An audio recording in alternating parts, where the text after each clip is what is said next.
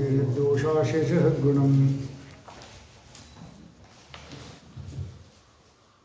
विश्वस्योदयमातनोति तदनत्राहं विदप्ते पुनः सौख्यतीतरहानिसाधनमलम् वक्तिश्रुतिः व्यञ्जयन् स्वापं प्रापयति क्षमापशते कल्पावसाने चयः तं देवं पितरं पतिं गुरुतमं वन्दे रमावल्लभम् लसतु श्रीमदानन्दतीर्थेन्दुर्नो हृदं परे यद्वशश्चन्द्रिका स्वान्तसन्तापं विनिकृन्तति ಪೇಜ್ 400 ಸ್ವಲ್ಪ ಒಂದು ಪ್ಯಾರ ಆಯಿತು.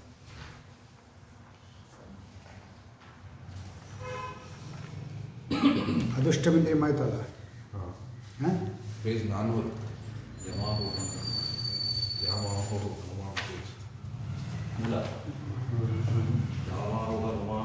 ಅದೇ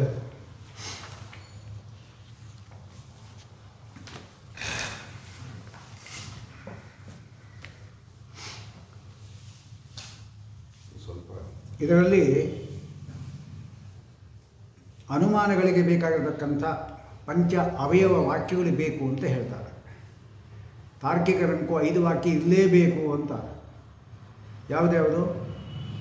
ಪ್ರತಿಜ್ಞಾ, ಹೇತು, ಉದಾಹರಣ, ಉಪನಯ, ನಿಗಮನ. ಯಾಕೆ ಬೇಕು 5 ಅಂತ ಹೇಳಿದ್ರೆ ಅವರು ನಿಯಮ ಮಾಡ್ಕೊಂಡ್ಬಿಟ್ಟಿದ್ದಾರೆ 5 ಬೇಕೇ ಬೇಕು ಅಂತ. ಮೀಮಾಂಸಕರು 3 ಸಾಕು ಅಂತಾರೆ, ಕೆಲವು 2 ಸಾಕು ಅಂತಾರೆ. ನಮ್ಮ ಅಭಿಪ್ರಾಯ ಏನು? ಈ ವಾಕ್ಯಗಳೆಲ್ಲವೂ ಕೂಡ 5 ವಾಕ್ಯಗಳಿದ್ದಲ್ಲ, ನಿಯಮ ಮಾಡಲಿಕ್ಕೆ ಹೋಗಬೇಡಿ. ಎಷ್ಟು ವಾಕ್ಯವನ್ನು ಹೇಳಿದಾಗ ನಮಗೆ ವ್ಯಾಪ್ತಿ ಸ್ಮರಣೆ ಬರುತ್ತೋ, ಅಂದರೆ ಹೇತು ಮತ್ತು ಸಾಧ್ಯಗಳಿಗೆ ನಿತ್ಯ ಸಂಬಂಧ ಗೊತ್ತಾಗುತ್ತೋ ಅಷ್ಟು ವಾಕ್ಯ ಹೇಳಿದ್ರೆ ಸಾಕು ಅಂತ ನಮ್ಮ ಸಿದ್ಧಾಂತ. ಕೆಲವು ಪರ್ವತ ಹವನಿಮಾನ್ ಧೂಮಾತ್ ಸಾಕು ಎಲ್ಲ ಗೊತ್ತಾಗ್ಬಿಡ್ತಾವೆ ಅಂಥವರು ಇರ್ತಾರೆ. ಆದ್ದರಿಂದ ವ್ಯಕ್ತಿಗಳಿಗೆ ಅವರ ಅನುಭವದ ಮೇಲೆ ಎಷ್ಟೆಷ್ಟು ವಾಕ್ಯ ಅಂತ ಬೇಕು. ಅದು ಇಷ್ಟೇ ವಾಕ್ಯ ಬೇಕು ಅಂತ ಹಠ ಮಾಡಲಿಕ್ಕೆ ಹೋಗಬೇಡಿ. ಇಷ್ಟು ನಾವು ಹೇಳೋದಷ್ಟೆ. ಅವರ್ಯಾಕೆ 5 ವಾಕ್ಯ ಹೇಳ್ತಾರೆ ಅಂದರೆ, ಪ್ರತಿಜ್ಞಾ ಅಂದರೆ ಏನು? ಪರ್ವತವು ಒನಿವುಳ್ಳದ್ದು ಅಂತ ಪ್ರತಿಜ್ಞಾ. ಆಗೇನಾಗುತ್ತೆ? ನಮ್ಮ ಪ್ರಶ್ನೆ ಏನು ಬರುತ್ತೆ? ಪರ್ವತ ಒನಿವುಳ್ಳದ್ದು ಅಂತ ಹೇಳ್ತಾ ಇದ್ದಾರಲ್ಲ, ಏನು ಅದಕ್ಕೆ ಸಾಧಕವಾಗಬೇಕಂತ ಪ್ರಮಾಣ ಯಾವುದು ಅಂತ ಪ್ರಶ್ನೆ ಅವ್ರು ಹೇಳೋದು, ತಾರ್ಕಿಕರು ಹೇಳೋದು. ಅದಕ್ಕೆ ಹೇಳಬೇಕು ಧೂಮವತ್ವ ಎಂಬುದಕ್ಕಂಥ ಹೇತು ಹೇಳಬೇಕು. ಸರಿ, ಪರ್ವತ ವನ್ಯಮಾನ್ ಪ್ರತಿಜ್ಞಾ ಧೂಮವತ್ವ ಅಂತ ಹೇಳಿ. ಅದೇನ್ರಿ ಧೂಮ ಇದ್ದ ಮಾತ್ರಕ್ಕೆ ಆ ಧೂಮವತ್ವ ಇದಲ್ಲ, ಅದಕ್ಕೆ ಸಾಧ್ಯ ಸಾಧಕ ಸಾಮರ್ಥ್ಯ ಹೇಗಿದೆ ಅಂತ ಪ್ರಶ್ನೆ. ಅಂದರೆ ಒಂದೇನು ಸಾಧಕ ಸಾಮರ್ಥ್ಯ ಅದಕ್ಕೆ ಹೇಗಿದೆ ಹಾಗೆ ಹೇಳಬೇಕು, ವ್ಯಾಪ್ತಿ ಹೇಳಬೇಕು. ಯಾವುದ್ಯಾವುದು ಧೂಮ ಉಳ್ಳದ್ದು ಅದೆಲ್ಲ ಒಂದಿ ಉಳ್ಳದ್ದು ಅಂತ ಹೇಳಬೇಕು, ದೃಷ್ಟಾಂತ ಕೊಡಬೇಕು. ಅದಕ್ಕೆ ಉದಾಹರಣ ಅಂತ ಹೇಳ್ತಾರೆ. ಯೋ ಯೋ ಧೂಮವಾನ್ ಸಹ ಸಹ ವನ್ಯಮಾನ್ ಯಥಾ ಮಹಾನಸ, ಇದು ಉದಾಹರಣ ವಾಕ್ಯ, ದೃಷ್ಟಾಂತ ವಾಕ್ಯ ಅಂತ ಹೇಳ್ತಾರೆ, ಉದಾಹರಣ ವಾಕ್ಯ. ಅದೇನು ಅಂತ ಹೇಳಿದ್ರೆ, ಈ ಪ್ರಗತಿಗೆ ಏನಾಯಿತು ಅಂತ ಪ್ರಶ್ನೆ ಬಂದರೆ ಆಗ ನಾವು ಉಪನಯ ಹೇಳಬೇಕು. ಉಪನಯ ಅಂದರೆ ಏನು? ವನ್ನಿ ವ್ಯಾಪ್ಯ ಧೂಮವಾನಯಂ ಪರ್ವತಃ ಅಂತ ಹೇಳಬೇಕು. ವನ್ನಿಯಿಂದ ವ್ಯಾಪ್ತಿ ಉಳ್ಳಂತಹ ಧೂಮ ಉಳ್ಳದ್ದಾಗಿದೆ ಈ ಪರ್ವತ. ಈಗ ಉಪನಯನ ಆದ್ದರಿಂದ ಏನಾಯಿತು? ತಸ್ಮಾತ್ ತಥ ಅಂದರೆ ವನ್ನಿ ವ್ಯಾಪ್ಯ ಧೂಮವತ್ವಾತ್ ಯಥಾ ಮಹಾನಸಃ ತಥಾ ಪರ್ವತಃ ಧೂಮವಾನ್. ಅದು ಅಷ್ಟು ಕೂಡ ಸಂಗ್ರಹ ಮಾಡಿದಾಗ ಆಯಿತು. ಈಗ ಏಕವಾಕ್ಯತೆ ಹೇಳಿದಾಗಾಯಿತು ಅಂತ ಅವ್ರು ಹೇಳ್ತಾರೆ.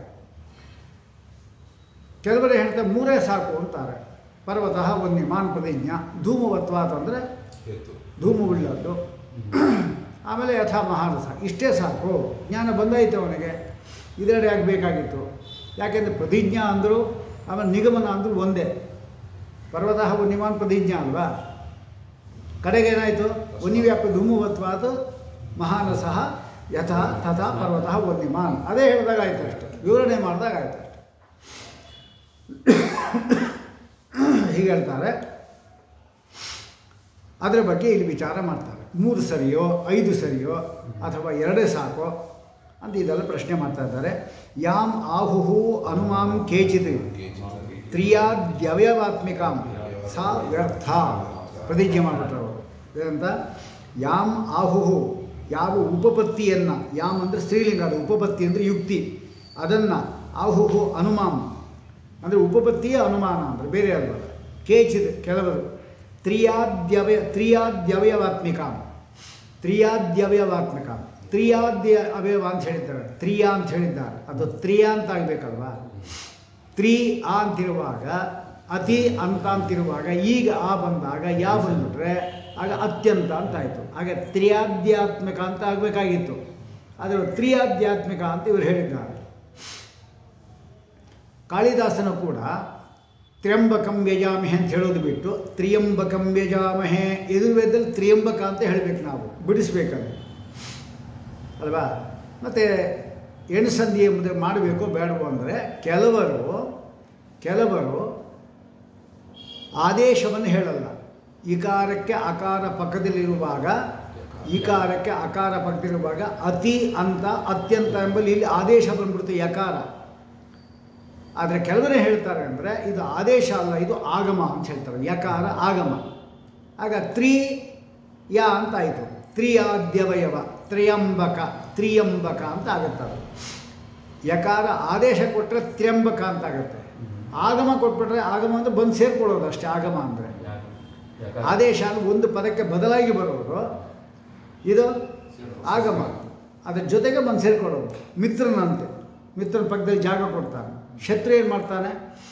ಅದನ್ನು ಹೊಡೆದಾಕ ಅವನು ಬಂದು ಕೂತ್ಕೊಳ್ತಾನೆ ಅಲ್ವಾ?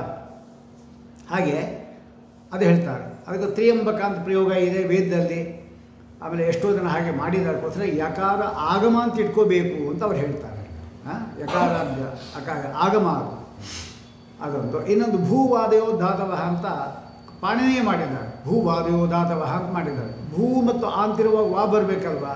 ಭೂವಾದೇಯ ಧಾತವ ಅಂತ ಆಗಬೇಕಲ್ವಾ? ಮತ್ತು ಮಾಡಿದ್ವಲ್ಲ ಅಂದರೆ ಅದು ಆ ವಕಾರ ಆಗಮ ಅಲ್ಲಿ, ಭೂವಾದೇಯ ಅಲ್ಲ.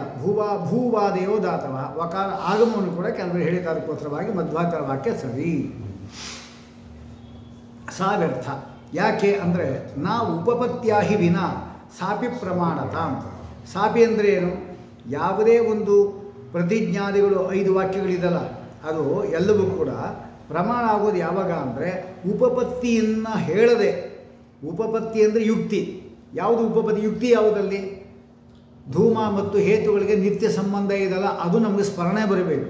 ಹಾಗೆ ಉಪದೇಶ ಅಂತ ಹೇಳ್ತಾರೆ. 5 ವಾಕ್ಯಗಳಿಗೆ ಉಪದೇಶ ಅಂತ ಹೇಳ್ತಾರೆ. ಆ ಉಪದೇಶ ಮಾಡಬೇಕಾಗಿದ್ದರೂ ಕೂಡ ಯಾವುದಕ್ಕೆ ಉಪಯುಕ್ತ ಆಗಿರಬೇಕದು ಅಂದರೆ ವ್ಯಾಪ್ತ್ಯಾದಿಗಳ ಸ್ಮರಣೆ ಎಂಬುದಕ್ಕಂತ ನೂಟು ಮಾಡಲಿಕ್ಕೆ ಮಾತ್ರ ಉಪಕಾರ. ಅದು ಅಷ್ಟು ಬಿಟ್ಟರೆ ಇನ್ನೇನಿಲ್ಲ ಅದು ಅಲ್ವಾ? ಕೆಲವು ಮರ್ತೋಗಿರುತ್ತೆ ಅವನಿಗೆ, ಆಗ ಅದು ಸ್ಮರಣೆ ಮಾಡಿದಾಗ ಆಯ್ತು ಅಷ್ಟೇ ಹೊರತಾಗಿ ಅಲ್ವಾ? ಅದು ಆಗಮದಂತೆ ಅಲ್ಲ. ಆಗಮ ಅಂದರೆ ಹೆಂಗೆ ಹೇಳ್ಬಿಟ್ರೆ ಮುಗಿದೋಯ್ತಲ್ವ ಆಗಮ ಅಂದರೆ, ಆಪ್ತವಾಕ್ಯ ಅಲ್ವಾ? ಹಾಗಲ್ಲ ಇದು ಅಲ್ವಾ? ಯಾಕೆಂದರೆ ವಾದಿ ಪ್ರತಿವಾದಿಗಳು ಇರ್ತಾರಲ್ಲ, ಅವರು ವಾದಿ ಹೇಳಿದ್ರೆ ಪ್ರತಿವಾದಿ ವಿಶ್ವಾಸ ಇರೋಲ್ಲ. ಅವ್ರು ಹೇಳಿದ ಮಾತು ಒಪ್ಕೊಂಡ್ಬಿಡ್ತಾನೆ, ಅವನು ಒಪ್ಕೊಬಲ್ಲ. ಅದಕ್ಕೆ ಹೇಳಬೇಕು ಉಪಪತ್ಯಾದಿಗಳು ಏನಿದೆ ಅದು ಇಲ್ಲದೆ. ಉಪಪತ್ತಿ ಅಂದರೆ ಏನು?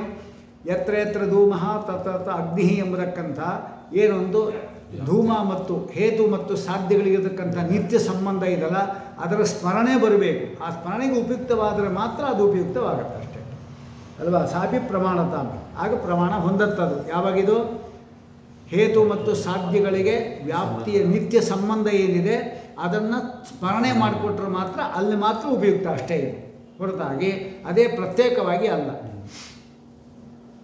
ಯಾತಿ ಪ್ರಮಾಣತಾನ್ ಯಾತಿ ಅತಃ ಯುಕ್ತಿರೇವ ಏಕ ಪ್ರಮಾಣಂ ಅನುಮಾತ್ಮಕಂ. ಆದ್ದರಿಂದ ಯುಕ್ತಿ ಅಂದರೆ ಉಪಪತ್ತಿಯೇ ಮುಖ್ಯವಾಗಿ ಪ್ರಮಾಣ, ಈ 5 ವಾಕ್ಯಗಳು ಅಲ್ಲ.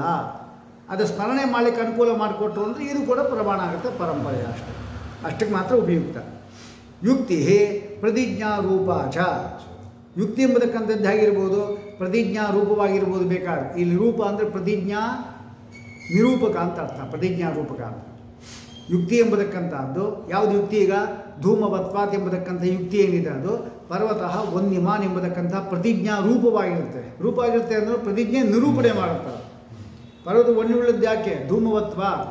ಹಾಗೆ ರೂಪ ಅಂದರೆ ಅರ್ಥ ಏನು? ಸ್ವರೂಪ ಅಂತ ಅರ್ಥ ತಗೋಬಾರ್ದು, ಇನ್ನೇನು ನಿರೂಪಕ ಅಂತ ತಗೋಬೇಕು ನಾವು. ಹೇತು ರೂಪಿಕ, ದೃಷ್ಟಾಂತ ರೂಪಿಕ ಅದು ಅಷ್ಟೇ.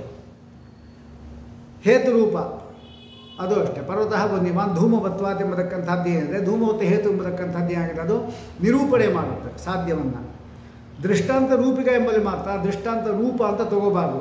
ದೃಷ್ಟಾಂತ ಯಾವುದು? ನಿರೂಪಣೆ ಮಾಡೋದಿಲ್ಲ. ಯಥಾ ಮಹಾನಸ ಅಂತ ಅಷ್ಟೇ ಹೇಳಬೇಕಷ್ಟೆ. ಮಹಾನಸವತ್ ಅಂದರೆ ವಚನ ತಗೋಬೇಕಿಲ್ಲಿ ರೂಪ ಎಂಬ ಶಬ್ದಕ್ಕೆ. ಏನೋ ಎಲ್ಲ ಕಡೆಗೆ ಏನು ಹಾಕೋಬೇಕು? ಪ್ರತಿಜ್ಞಾ ರೂಪ ಅಂದರೆ ಏನಂದರೆ ಏನು ಮಾಡಿದ್ವಿ ನಾವು? ಪ್ರತಿಜ್ಞೆ ಏನಿದೆ ಅದು ನಿರೂಪಣೆ ಮಾಡೋದು. ಪರ್ವತ ವನ್ನಿ ಇದೆ ಎಂಬುದನ್ನು ಸಾಧನೆ ಮಾಡಿಕೊಡುತ್ತೆ ಅಂತ ಹೇಳಿದ್ವಿ ನಾವು. ಅಲ್ಲಿ ರೂಪ ಅಂದರೆ ಏನು? ನಿರೂಪಣೆ ಅಂತ ಅರ್ಥ. ಹೇತು ಎಂಬಲ್ಲಿ ಕೂಡ ನಿರೂಪಕ ಅಂತ ಅರ್ಥ. ಹೇತು ರೂಪ ಎಂಬಲ್ಲಿ. ಆದರೆ ದೃಷ್ಟಾಂತ ರೂಪಕ ಎಂಬಲ್ಲಿ ದೃಷ್ಟಾಂತ ರೂಪ ತಗೊಂಡು ನಿರೂಪಣೆ ಅಲ್ಲ. ದೃಷ್ಟಾಂತ ನಿರೂಪಣೆ ಮಾಡೋದಿಲ್ಲ. ದೃಷ್ಟಾಂತ ಎಂಬುದು ವಚನ ಅಷ್ಟೆ. ಯಾವುದು ಧೂಮವುಳ್ಳದ್ದು ಅದು ವನ್ಯವುಳ್ಳದ್ದು, ಹೇಗೆ ಮಹಾನಸದಂತೆ ಅಷ್ಟೇ ಅದು. ಅದಕ್ಕೆ ರೂಪ ಅಲ್ಲ, ವಚನ. ತಥಾ ಉಪನಯ ರೂಪಾಚ. ಉಪನಯ ಅಂದರೆ ಏನು? ವನ್ನಿ ವ್ಯಾಪ್ಯ ಧೂಮವಾನ ಎಂ ಪರ್ವತಃ. ವನ್ನಿಯಿಂದ ವ್ಯಾಪ್ತವಾಗತಕ್ಕಂಥ ಅಂದರೆ ವನ್ನಿ ನಿರೂಪಿತವಾದಕ್ಕಂಥ ವ್ಯಾಪ್ತಿ ಎಂಬುದು ಉಳ್ಳದ್ದು ಯಾವುದು? ಈ ಪರ್ವತ. ಆದ್ದರಿಂದ ಏನಾಯಿತು? ವನ್ನಿ ವ್ಯಾಪ್ಯ ಧೂಮವತ್ವಾತ ಯಥಾ ಮಹಾನಸಃ ತಥಾ ಪರ್ವತೋಪಿ ವನ್ನಿಮಾನ್ ಅಂತ ಅಷ್ಟು ಬಂತು ಅಲ್ವಾ? ಅವರು ಹೇಳೋದು ದೃಷ್ಟಾಂತ. ಅದು ಉಪನಯ ರೂಪಾಚ. ಪರ ನಿಗಮನಾತ್ಮಿಕ. ನಿಗಮನಾತ್ಮಕ ಪರ ಇನ್ನೊಂದು ಉತ್ತಮವಾದದ್ದು ಅಂತ. ನಿಗಮನಾತ್ಮಕ ಯಾಕದು ಅಂದರೆ ಏಕಾಗ್ರತೆ ಬರಲಿಕ್ಕೋಸ್ಕರವಾಗಿ ಎಲ್ಲವೂ ಕೂಡ ಒಂದರಲ್ಲೇ ಹೇಳ್ತಾ ಇದ್ದೇವೆ ಅಂತ ನಮಗೆ. ಅಂದರೆ ಇದು ಬೇರೆ ಅದು ಬೇರೆ ಇದು ಬೇರೆ ಹಾಗೆ ಬೇರೆ ಇತ್ತು ಅಂತ ತಲೆ ಬುದ್ಧಿ ಕೂಡ ಆಗಲ್ಲ. ಅಥವಾ ಪ್ರತಿಜ್ಞಾ ಅಂದರೆ ಪರ್ವತ ವನ್ಯಮಾನ ಎಂಬುದು, ಧೂಮವತ್ವಾದ ಹೇತು, ಮಹಾನಸವಾದ ಎಂಬುದಕ್ಕಿಂತ ದೃಷ್ಟಾಂತ, ಇದೆಲ್ಲವೂ ಕೂಡ ಒಂದೇ ಅಂತ ಹೇಳಬೇಕಾಗಿದ್ದರೆ ಒಂದೇ ವಿಷಯ ಹೇಳ್ತಾ ಇದೆ ಅಂತ ಹೇಳಲಿಕ್ಕೋಸ್ಕರವಾಗಿ ನಿಗಮನ ಎಂಬುದು ಬೇಕು. ಏಕವಾಕ್ಯದ ಸಿದ್ಧಾರ್ಥ ಅಂತ ಹೇಳ್ತಾರೆ. ಪೃಥಕ್ ಪೃಥಕ್ ಪ್ರಮಾಣತ್ವ ಯಾತಿ ಯುಕ್ತಿತಯ ಇವತ್ತು.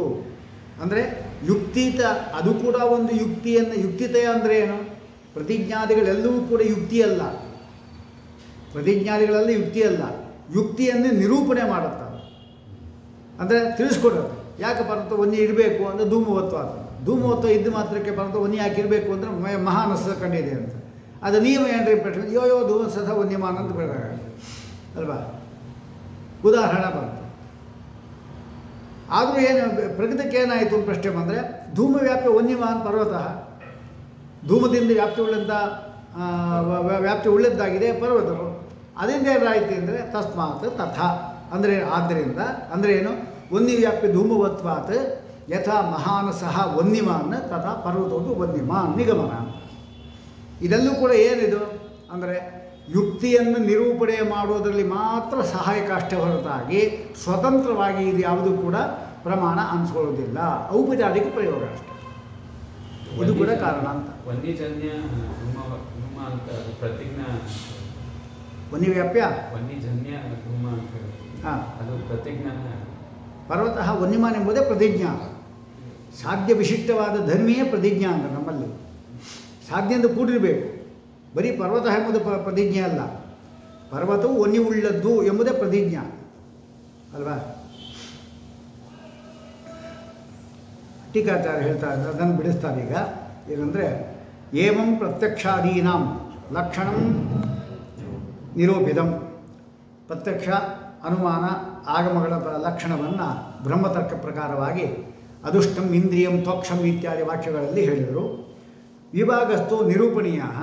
ವಿಭಾಗ ಮಾಡಬೇಕೀಗ. ಅನುಮಾನದ ವಿಭಾಗ ಜಾಸ್ತಿ ಇದೆ, ಅದಕ್ಕೆ ಮೊದಲು ಅದನ್ನೇ ತಗೊಳ್ತಾ ಇದ್ದಾರೆ. ತತ್ರ ಅನುಮಾನ ವಿಭಾಗ ನಿರೂಪಣಸ್ಯ ಬಹುತ್ವಾತ್ ತದೇವ ಆದೌ ಕರೋತಿ. ಅದನ್ನೇ ಮೊದಲು ಹೇಳ್ತಾ ಇದ್ದಾರೆ. ಆಮೇಲೆ ಏನಂತ ವಿವಿಧ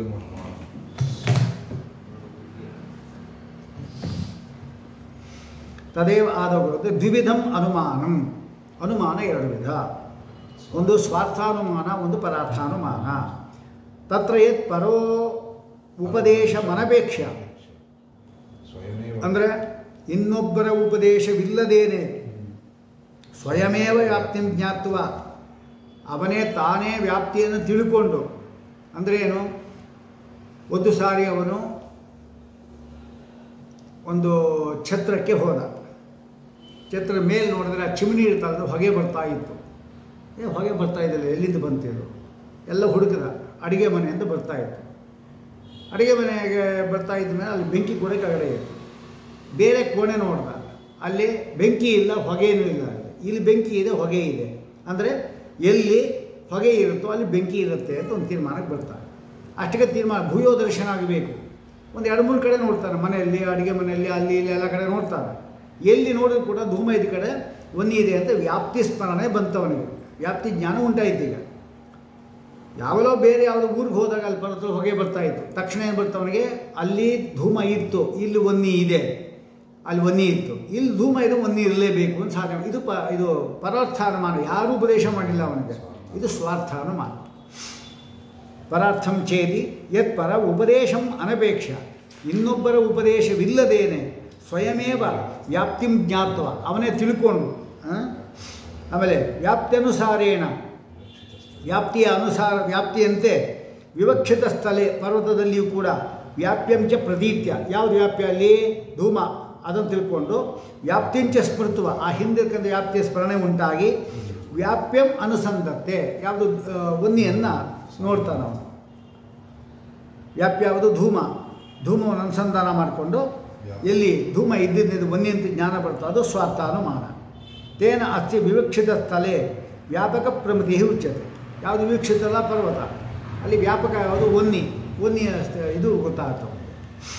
ವ್ಯಾಪ್ಯ ಅಂದರೆ ನ್ಯೂನ ದೇಶ ಬರುತ್ತೆ, ವ್ಯಾಪಕ ಅಂದರೆ ಅಧಿಕ ದೇಶ ಬರುತ್ತೆ. ಧೂಮ ಎಂಬುದಕ್ಕಂಥದ್ದು ವನ್ನಿ ಇರೋ ಜಾಗದಲ್ಲಿ ಮಾತ್ರ ಇರೋದು, ವನ್ನಿ ಎಂಬುದಕ್ಕಂಥದ್ದು ಧೂಮ ಇಲ್ಲದೇ ಇರತಕ್ಕಂಥ ಅಯೋಗದಲ್ಲಿ ಇದ್ದೇ ಇದೆ, ಅಂದರೆ ಅಧಿಕ ದೇಶ ವೃತ್ತಿ ಆಯಿತು.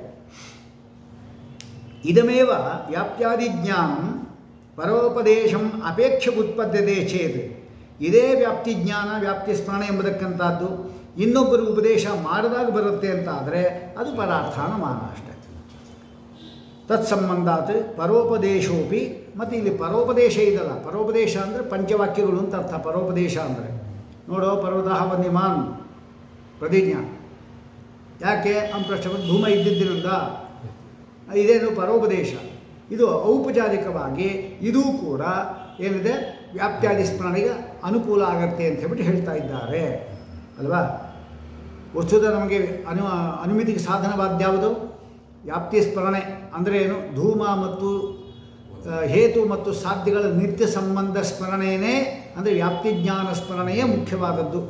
ಔಪಚಾರಿಕವಾಗಿ ಪರೋಪದೇಶವನ್ನು ಕೂಡ ಅದು ನಿರೂಪಣೆ ಮಾಡೋದರಿಂದ ಪರೋಪದೇಶವನ್ನು ಕೂಡ ಅದೇ ಮಾಡ್ತಾರೆ, ಅದನ್ನು ಕೂಡ ಅನುಮಾನ ಅಂತ ಕರೀತಾರೆ, ಪರಾರ್ಥಾನುಮಾನ ಅಂತ ಕರೀತಾರೆ. ತತ್ಸಂಬಂಧಾತ್ ಪರೋಪದೇಶೇಪಿ ತಥಾ ಉಪಚರ್ಯತೆ, ತಥಾ ಅಂದರೆ ಏನು, ಪರಾರ್ಥಾನುಮಾನ ಅಂತ ಔಪಚಾರಿಕವಾಗಿ ಹೇಳ್ತಾರೆ. ಪರೋಪದೇಶೇ ಚ ವಾದಿನಃ ವಿಪ್ರತಿಬದ್ಧಂತೆ, ಪರೋಪದೇಶ ವಿಚಾರದಲ್ಲಿ ಅಂದರೆ ಪಂಚ ಅವಿವುಳ ವಾಕ್ಯದ ವಿಚಾರದಲ್ಲಿ ವಾದಿಗಳು ಪರಸ್ಪರ ಅವರು ವಿಪ್ರತಿಪತ್ತಿಯನ್ನು ತೋರಿಸ್ತಾರೆ. ಅವರು ಪ್ರತಿಜ್ಞಾ ಹೇತು ಉದಾಹರಣೈ, ಕೆಲವರು ಮೂರೇ ಸಾಕು ಅಂತ, ಉದಾಹರಣ ಉಪನಯ ನಿಗಮನೈ ಅಂತ ಹೇಳ್ಬಿಟ್ಟು ಕಡೆ ಮೂರು ತೆಗೆದುಕೊಂತಾರೆ ಅವರು. ಅಥವಾ ತ್ರಿಭಿರೇವ ಅವಯವೈ ಆಖ್ಯೈ ಅವಾಂತರವಾಕ್ಯೈ ಉಪೇತಂ ಮಹಾವಾಕ್ಯಂ ಪರೋಪದೇಶಂ ಇತ್ಯೇಕೆ. ಕೆಲವರು ಪ್ರತಿಜ್ಞಾದೇಹ ಪಂಚಾಪಿ ಅವಯವಾಹ ಸರ್ವದಾ ಅಪೇಕ್ಷಿತಾ ಇದೆ ಅಪರೆ ತಾರ್ಕಿಕರು, ಮೇಲೆಯವರು ಮೀಮಾಂಸಕರು. ಉದಾಹರಣ ಉಪನಯವು ದ್ವಾವೇವ ಅವಯವವು ಇತ್ಯನ್ಯೇ ಬೌದ್ಧರು. ತಾನೇ ತಾನ್ನ ನಿಯಮಪಕ್ಷಾನ್ನ ಅನೂದ್ಯ, ಅವರು ಹೇಳಿರ್ತಕ್ಕಂಥ ನಿಯಮಪಕ್ಷಗಳಲ್ಲಿ ಅನುವಾದ ಮಾಡಿ ದೂಷಯತಿ ಯಾಮಿತಿ, ಅದನ್ನು ಅವರು ವಿಚಾರ ಮಾಡ್ತಾ ಇದ್ದಾರೆ. ಅಲ್ಲಿ ಯಾಂ ಆಹುಹು ಅನುಮಾಂ ಕೇಚಿದ್, ಅನುಮಾಂ ಅಂದರೆ ಅನುಮಾನ ಉಪಯುಕ್ತಂ ಪರೋಪದೇಶ ವಾಕ್ಯಂ ಅಂತ ಅರ್ಥ, ಅಂದರೆ ಔಪಚಾರಿಕವಾಗಿ ಮಾಡಿದ್ದಾರೆ ಅಂತಾಯಿತು. ಪರೋಪದೇಶ ವಾಕ್ಯ ಇದೆಲ್ಲ ಅದು ಅವಯವಗಳು, ಅದನ್ನು ತ್ರಿಯವಾದ್ಯವ್ಯಾತ್ಮಕಂ ನಿಯಮೇನೇತಿ ಶೇಷಃ, 3, 4, 3, 2 ಅಂತ ಹೀಗೆ ನಿಯಮಗಳನ್ನು ಮಾಡ್ತಾರೆ. ಅದು ನಿಯಮೇನ ಅವರೇನು ಹೇಳ್ತಾರೆ ಅದು ನಾವು ಒಪ್ಪಲ್ಲ, ಅದು ಖಂಡನೆ ಮಾಡ್ತಾ ಇದ್ದೀವಿ. ಸಾ ವ್ಯರ್ಥ, ಅದು ವ್ಯರ್ಥ. ಅದು ನಿಯಮ ಮಾಡಲಿಕ್ಕೆ ಹೋಗಬೇಡ್ರಿ. ಕೆಲವು ಸಾರಿ ಒಬ್ಬರಿಗೆ ಒಂದೇ ಧೂಮವತ್ವಾತ್ ಅಂದರು, ಪರದಲ್ಲಿ ಒಂದೇ ಇರಲೇಬೇಕು ಅಂದ, ತಕ್ಷಣವೇ ಮಾಡಿ ಧೂಮವತ್ವಾತ್ ಅಂದ್ರೆ ಅಷ್ಟೇ ಗೊತ್ತಾಗೋಯ್ತು ಅವನಿಗೆ ಅಲ್ವಾ. ಯಾಕೆ ಹಿಂದೆಲ್ಲ ನೋಡಿರ್ತಾರಲ್ಲ, ಅದಕ್ಕೆ ಅದನ್ನು ನಿಯಮ ಮಾಡಲಿಕ್ಕೆ ಹೋಗಬೇಡಿ. ಅಂದರೆ 5 ವಾಕ್ಯ ಬೇಕೇ ಬೇಕು, 3 ಬೇಕೇ ಬೇಕು, 2 ಬೇಕೇ ಬೇಕು ಅಂತ ಹೇಳಿಕ್ಕೆ ಹೋಗಬೇಡಿ ಅಂತ ಹೇಳ್ತಾರೆ ಅವರು. ಸೊ ಅವಯವ ನಿಯಮ ನಿಷ್ಪ್ರಯೋಜನ ಇತಿ ಯಾವತ್ತು, ಅಂದರೆ ಅದು ಪ್ರಯೋಜನ ಏನಿಲ್ಲ ಅದಕ್ಕೆ. ತ್ರಿಯಂಬಕಂ ಯಜಾಮಹೆ ಭೂವಾದಯೋ ದಾತವಃ ಇತ್ಯಾದಿ ಪ್ರಯೋಗ ಸಿದ್ಧಾರ್ಥಂ ಅಲ್ವಾ. ಈ ಪ್ರಯೋಗ ಇದೆ ಲೋಕದಲ್ಲಿ ಅಲ್ವಾ. ವ್ಯಾಕರಣ ಯಾವತ್ತೂ ಕೂಡ ಗ್ರಂಥ ಬಂದ ಮೇಲೆ ವ್ಯಾಕರಣ ಬರೋದಲ್ಲ, ಮೊದಲು ಪ್ರಯೋಗಶರಣಾಹ ವೈಯಾಕರಣಾಹ ಅಂತ. ಪ್ರಯೋಗ ಹೇಗಿದೆ ಹಾಗೆ ಸೂತ್ರ ಮಾಡೋದವರು. ಅದು ತ್ರಿಯಂಬಕಂ ಯಜಾಮಹೆ ಭೂವಾದಯೋ ದಾತವಃ ಅಂತ ಹೇಳ್ಬಿಟ್ಟು ನಮಗೆ ಲೋಕದಲ್ಲಿ ಪ್ರಸಿದ್ಧಿ ಇದೆ. ಅಲ್ಲಿ ತ್ರಿಯಂಬಕ ಅಂತ ಆಗಿದೆ, ತ್ರ್ಯಂಬಕ ಅಂತ ಆಗಿಲ್ಲ, ಭುವಾದಯ ಅಂತ ಆಗಲಿಲ್ಲ. ಅಂದರೆ ಏನಂದರೆ ಕೆಲವರು ಏನಿದ್ದಾರೆ ಅವರು ಯಕಾರ ಆಗಮವನ್ನು ಕೂಡ ಇಚ್ಛಾಪಡ್ತಾರೆ. ಅಂದರೆ ಎಣ್ ಸಂಧಿ ಮಾಡುವ ಜಾಗದಲ್ಲಿ ಯಕಾರ ಆಗಮವನ್ನು ಹೇಳೋ ಪದ್ಧತಿ ಇದೆ ಅಂತ ಆಯಿತು. ಇದೆ ಇತ್ಯಾದಿ ಪ್ರಯೋಗ ಸಿದ್ಧಾರ್ಥಂ ಎಣಾಗಮೋಪಿ ಎಣ್ ಆಗಮ ಯಕಾರ ಮತ್ತು ವಕಾರ ಆಗಮ ಎಂಬುದನ್ನು ಕೈಶ್ಚಿದ್ ವ್ಯಾಖ್ಯಾತ ಕೆಲವು ವ್ಯಾಖ್ಯಾನ ಮಾಡಿದ್ದಾರೆ. ತತಃ ತ್ರಿಯಾದಿ ಇತಿ ಉಪಪನ್ನಂ ಮಧ್ವಾಚಾರ್ಯರು ತ್ರಿಯಾದಿ ಅಂತ ಹೇಳಿದ್ದು ಸರಿಯಾಯಿತು. ನಾನು ಪ್ರಮಾಣಾಕಾಂಕ್ಷಾ ಜನನಾರ್ಥಂ ಆದೌ ತಾವತ್ ಸಾಧ್ಯ ನಿರ್ದೇಶನ ಪ್ರತಿಜ್ಞಾ ಸರ್ವಥಾ ಅಪೇಕ್ಷಿತ. ಅವರು ಬೇರೆಯವರು ವಾಕ್ಯಾರ್ಥ ಮಾಡ್ತಾರೆ. 5 ಬೇಕೇ ಬೇಕ್ರಿ ಅಂತ ಹಠ ಮಾಡ್ತಾರೆ. ಯಾಕೆ ಬೇಕು ಅಂತ ಪ್ರಶ್ನೆ ಬಂದರೆ ಅದನ್ನು ಅವರ ಮತವನ್ನು ಅನುವಾದ ಮಾಡ್ತಾ ಇದ್ದಾರೆ ಮಧ್ವಾಚಾರ್ಯ. ಪ್ರಮಾಣಾಕಾಂಕ್ಷಾ ಜನನಾರ್ಥಂ ಪ್ರಮಾಣ ಆಕಾಂಕ್ಷ ಬರಬೇಕಾಗಿದ್ದರೆ ಅಂದರೆ ಅದನ್ನು ನಾವು ಉಂಟು ಮಾಡಬೇಕಾಗಿದ್ದರೆ ಅಂದರೆ ಏನು ಪ್ರಮಾಣ ಅಂತ ಹೇಳಬೇಕಾಗಿದ್ದರೆ ಸುಮ್ಮನೆ ಏನು ಪ್ರಮಾಣ ಅಂತ ಕೇಳ್ತಾರೆ ಯಾರೋ ಮೊದಲು ಬಂದಿರಬೇಕಲ್ಲ. ಆಗೇನು ಮಾಡಬೇಕು? ಪರ್ವತಃ ವನ್ಯಮಾನ್ ಅಂತ ಪ್ರತಿಜ್ಞೆ ಹೇಳಿದರೆ ಕಿಂ ಪ್ರಮಾಣ ಅಂತ ಹೇಳ್ತಾರೆ. ಅದಕ್ಕೆ ಹೇತು ಎಂಬುದಕ್ಕಂಥದ್ದು ಹೇಳಬೇಕಾಗಿದ್ದರೆ ಅದು ಪೂರ್ವಭಾವಿಯಾಗಿ ನಾವು ಆಕಾಂಕ್ಷ ಒಂದು ಉಂಟು ಮಾಡಬೇಕಾಗಿದ್ದರೆ ಅಲ್ಲಿ ಪರ್ವತಃ ವನ್ಯಮಾನ್ ಎಂಬತಕ್ಕಂಥ ಪ್ರತಿಜ್ಞೆ ಮಾಡಬೇಕು. ಪ್ರಮಾಣ ಆಕಾಂಕ್ಷ ಜನನಾರ್ಥಂ ನೋಡಿ, ಪರ್ವತಃ ವನ್ಯಮಾನ್ ಅಂತ ಹೇಳಿಬಿಟ್ರೆ ಆಗ ಪ್ರಮಾಣ ಆಕಾಂಕ್ಷೆ ಬರುತ್ತೆ. ಪರ್ವತವು ಯಾಕೆ ವನ್ಯವುಳ್ಳದ್ದು? ಈಗ ಧೂಮವತ್ವ ಅಂತ ಹೇಳಬೇಕು, ಆಗ ಹೇತು ಬಂತು. ಆದ್ದರಿಂದ ಪ್ರತಿಜ್ಞೆ ಎಂಬುದು ಹೇತು ಬಂದು 2 ಬಂದ ಬೇಕಾಯಿತು ಅಂತಾಯಿತು. ತಾವತ್ತು ಸಾಧ್ಯ ನಿರ್ದೇಶ ರೂಪ ಪ್ರತಿಜ್ಞೆ. ನೋಡು, ಸಾಧ್ಯವನ್ನೂ ಸೇರಿ ನಿರ್ದೇಶ ಮಾಡೋದೇ ಪ್ರತಿಜ್ಞಾ ಅಂದರೆ ಪರ್ವತಃ ವನ್ಯಮಾನ್ ಎಂಬುದೇ ಪ್ರತಿಜ್ಞಾ ಸರ್ವಥಾ ಅಪೇಕ್ಷಿತ. ತತಃ ತತ್ರ ಪ್ರಮಾಣಾಕಾಂಕ್ಷಾಯಾಂ ಪರ್ವತಃ ವನ್ಯಮಾನ್ ಅಂತ ಹೇಳಿದ ಮಾತ್ರಕ್ಕೆ ಪರ್ವತದಲ್ಲಿ ವನ್ಯ ಉಳ್ಳದ್ದು ಯಾಕೆ ಅಂತ ಪ್ರಮಾಣ ಆಕಾಂಕ್ಷೆ ಏನು ಪ್ರಮಾಣ ಅಂತ ಪ್ರಶ್ನೆ ಬಂದರೆ ಆಗ ಸಾಧನತ್ವ ವ್ಯಾಪಕಂ ಅಂದರೆ ಸಾಧನತ್ವ ಏನಿದೆ ಧೂಮ ಅದರಿಂದ ವ್ಯಾಪಕವಾಗತಕ್ಕಂಥ ಲಿಂಗವಚನ ಅಂದರೆ ಯತ್ರ ಸಾಧನತ್ವ ತತ್ತತ್ರ ಲಿಂಗತ್ವ ಅಂತ ಆಯಿತು. ಅಂದರೆ ಏನು? ಸಾಧನ ಅಂದರೂ ಲಿಂಗ ಅದು ಒಂದೇ ಅಂತ ಅರ್ಥ. ಲಿಂಗವಚನಂ ಹೇತು ಸಂಯಮ್ ಅದಕ್ಕೆ ಇನ್ನೊಂದು ಹೆಸರು, ಹೇತು ಅಂತ ಅದಕ್ಕೆ ಹೆಸರು. ಅದು ಅವಶ್ಯವಾಗಿ ನಾವು ಹೇಳಬೇಕು ಧೂಮವತ್ವ ಅಂತ ಹೇಳಿ. ಹಾಗೆ 2 ಬೇಕು ಅಂತ ಆಯಿತು. ತದನಂತರಂ ತಸ್ಯ ಸಾಮರ್ಥ್ಯ ಜಿಜ್ಞಾಸಾಯಾಮ್ ಪರ್ವತಃ ವನ್ಯಮಾನ್ ಅಂದರೆ ವನ್ಯವುಳ್ಳದ್ದು ಅಂತ ಹೇಳಿದ್ರಿ. ಯಾಕೆ ಅಂತ ಕೇಳಿದ್ರೆ ಧೂಮ ಇದ್ದಿದ್ದರಿಂದ ಅಂತ ಹೇಳಿದ್ರೆ ಆ ಧೂಮಕ್ಕೆ ವನ್ಯನ್ನು ಸಾಧನೆ ಮಾಡಕ್ಕಂಥ ಸಾಮರ್ಥ್ಯ ಹೇಗೆ ಬಂತು ಅಂತ ಕೇಳ್ತೀವಿ ನಾವು. ತತ್ರ ಸಾಮರ್ಥ್ಯ ಜಿಜ್ಞಾಸಾಯಾಮ್ ಸಾಮರ್ಥ್ಯ ಜಿಜ್ಞಾಸ ಅಂದರೆ ಏನು? ಅದಕ್ಕೆ ಸಾಮರ್ಥ್ಯ ಇದೆಯಾ ಅಂತ. ಆ ಧೂಮವತ್ವಾದ ಎಂಬತಕ್ಕಂಥ ಹೇತುವಿಗೆ ಸಾಮರ್ಥ್ಯ ಇದೆಯಾ ಅಂದರೆ ನಾವೇನು ಹೇಳಬೇಕು? ಇದ್ದೇ ಇದೆ. ಯಾಕೆಂದರೆ ಎಲ್ಲೆಲ್ಲಿ ಧೂಮ ಇದೋ ಅಲ್ಲೆಲ್ಲ ಕಡೆಗೂ ಕೂಡ ವನ್ಯ ಇದ್ದೇ ಇದೆ. ಉದಾಹರಣೆ ನಮಗೆ ಮಹಾನಸ ಅಂತ ಹೇಳಬೇಕು. ಆಗ ಉದಾಹರಣಾ ವಾಕ್ಯ ಬಂತು. ಈಗ ಸಾಮರ್ಥ್ಯ ಜಿಜ್ಞಾಸಾಯಂ ವ್ಯಾಪ್ತೇ ಪ್ರಾಥಮಿಕತ್ವಾದ ವ್ಯಾಪ್ತಿ ಎಂಬುದು ಬೇಕು ಮೊದಲು. ಯೋ ಧೂಮವಾನ್ ಸಹ ಅಗ್ನಿಮಾನ್ ಅಂತ ಹೇಳಿದ್ರೆ ವ್ಯಾಪ್ತಿ ಬೇಕು. ತಾಮ್ ದರ್ಶಯಿತು ಆ ವ್ಯಾಪ್ತಿಯನ್ನು ತೋರ್ಸಲಿಕ್ಕಾಗಿ ವ್ಯಾಪ್ತಿಗ್ರಹಣ ಸ್ಥಳಸ್ಯ ಯಾವುದು ವ್ಯಾಪ್ತಿ ಎಂಬುದು ಎಲ್ಲಿ ಸಿದ್ಧವಾಗಿರೋದು? ದೃಷ್ಟಾಂತಸ್ಯ ಸಮ್ಯಕ್ ವ್ಯಾಪ್ತಿ ನಿರ್ದೇಶಪೂರ್ವಕಂ ಅಂದರೆ ವ್ಯಾಪ್ತಿಯನ್ನು ತೋರಿಸಿ ಸರಿಯಾಗಿ ಆಮೇಲೆ ದೃಷ್ಟಾಂತ ಕೊಡಬೇಕು. ಅದಕ್ಕೆ ಹೇಳಬೇಕು ಯೋ ಧೂಮವಾನ್ ಸಹ ವನ್ಯಮಾನ್ ಯಥಾ ಮಹಾನಸಃ ಅಂತ ಹೇಳಬೇಕಾಯಿತು. ಮತ್ತು ಉದಾಹರಣೆ ಬೇಕಾಯ್ತಲ್ಲ. ಉದಾಹರಣಾಖ್ಯಂ ಅವಶ್ಯಕಂ. ತತಃ ಪಕ್ಷಧರ್ಮದ ಜ್ಞಾಪನಾಯ ಆಯ್ತು. ಮಹಾನಸದಲ್ಲಿ ಏನಾಗಿದೆ? ಯಾವುದೋ ಧೂಮ ಉಳ್ಳದ್ದು ಅದು ವನ್ಯ ಉಳ್ಳದ್ದು. ಮಹಾನಸದಲ್ಲಿ ಧೂಮ ಇದೆ, ಅಲ್ಲಿ ವನ್ಯ ಇದೆ, ಸರಿಗೋಯ್ತು. ಪ್ರಕೃತಕ್ಕೆ ಏನಾಯಿತು ಅಂತ ಪ್ರಶ್ನೆ ಬಂದರೆ ಆಗ ನಾವು ಏನು ಹೇಳಬೇಕು? ಉಪನಯ ಹೇಳಬೇಕು. ವನ್ಯ ವ್ಯಾಪ್ಯ ಧೂಮವಾನಯಂ ಪರ್ವತಃ ಅಂತ ಪರಾಮರ್ಶ ಅಂತ ಹೆಸರು ಇದಕ್ಕೆ. ವನ್ಯದಿಂದ ವ್ಯಾಪ್ತಿ ಉಳ್ಳಂತಹ ಧೂಮ ಏನಿದೆ ಆ ಧೂಮ ಉಳ್ಳದ್ದು ಇದು ಅಂತ ಹೇಳಿದ್ರೆ ಇದು ಕೂಡ ವನ್ಯ ಇರಬೇಕು ಅಂತ ಸಿದ್ಧ ಆಗುತ್ತೆ. ಅಂದರೆ ಆಯಿತು ಉಪನಯ. ಉಪನಯ ಅಂದ್ರೇನು? ವನ್ಯವ್ಯಾಪ್ಯ ಧೂಮವಾನಯಂ ಪರ್ವತಃ.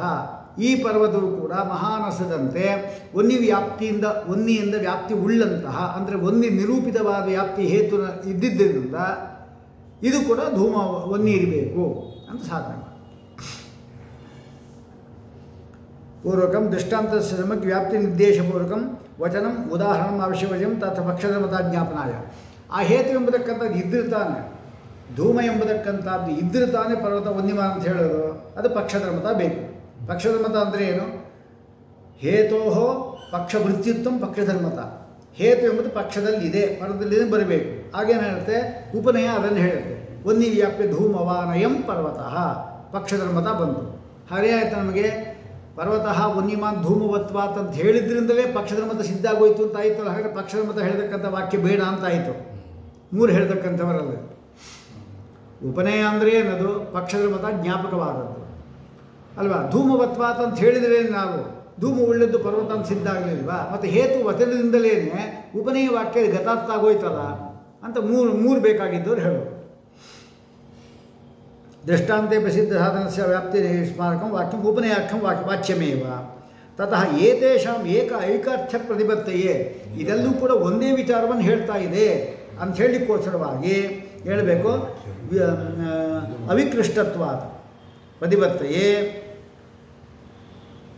ಅವಿಪ್ರಕೃಷ್ಟತ್ವೇನ ಉಪಸಂಹಾರಸ್ಯ ಅಲ್ಲೊಂದು ಪದ ಇದೆ ನೋಡಿ, ಅಥವಾ ಅದು ಬೇರೆ ಆಯಿತು. ದೃಷ್ಟಾಂತೆ ಏತೇಷಾಂ ಐಕ್ಯಾರ್ಥ ಪ್ರತಿಬದ್ಧತೆಯೇ. ಈಗ 5 ವಾಕ್ಯಗಳು ಕೂಡ 4 ವಾಕ್ಯಗಳು ಕೂಡ ಒಂದೇ ವಿಷಯವನ್ನು ಹೇಳ್ತಾ ಇದೆ ಅಂತ ಪರ್ವತದಲ್ಲಿ ಧೂಮ ಉಳ್ಳದ್ದಾದ್ದರಿಂದ ಅಂತ ಹೇಳ್ತಾ ಇದೆ ಅಂತ ನಿಗಮನ ಮಾಡಬೇಕಾಗಿದ್ದರೆ ಉಪಸಂಹಾರ ವಾಕ್ಯಂ ಅಪಿ ಸರ್ವಥ ಅಂದರೆ ನಿಗಮನ ಎಂಬ ಹೆಸರುಳ್ಳ ಉಪಸಂಹಾರ ವಾಕ್ಯ. ಆದ್ದರಿಂದ ಏನಾಯಿತು ಅಂತ ಪ್ರಶ್ನೆ ಬಂದರೆ ವನ್ನಿ ವ್ಯಾಪ್ಯ ಧೂಮವತ್ವಾತ್ ಯಥಾ ಮಹಾನಸಃ ವನ್ಯಮಾನ್ ತಥಾ ಪರ್ವತಃ ಪರ್ವತೋಪಿ ವನ್ಯಮಾನ್ ಅಂತ ಏಕಾರ್ಥ ಬಂತು. ಈಗ ಅದಕ್ಕೆ 5 ವಾಕ್ಯ ಬೇಕು ಅಂತ ಅವ್ರು ಹೇಳ್ತಾರೆ.